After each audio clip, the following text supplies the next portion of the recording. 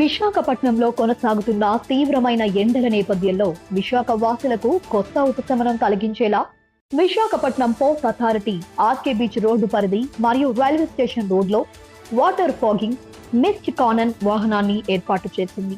దీని ద్వారా నిరంతరం ఆయా ప్రాంతంలో నీటిని చల్లని జల్లు రూపంలో వెదజల్లడం ద్వారా కొంత మేరకు ఎండ వేడిమి నుంచి ఉపశమనం కలుగుతుంది.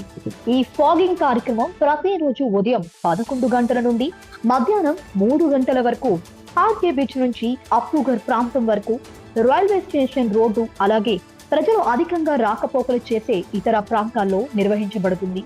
దీని ద్వారా తీవ్ర వేసవి ఉష్ణోగ్రతల నుంచి ప్రజలకు కొంతమేర ఉపశమనం కలుగుతుందని భావిస్తున్నారు.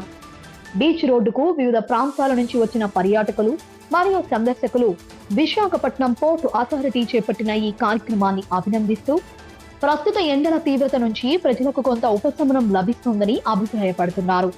ఈ మిస్ట్ కానన్ ఏర్పాటు చేయడం ద్వారా పరిసరాల ఉష్ణోగ్రతల నుంచి ఉపశమనం లభిస్తుంది.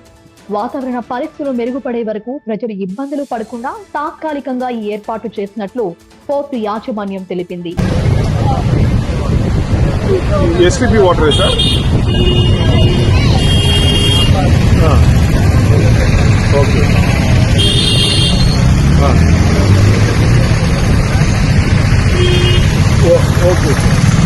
సరే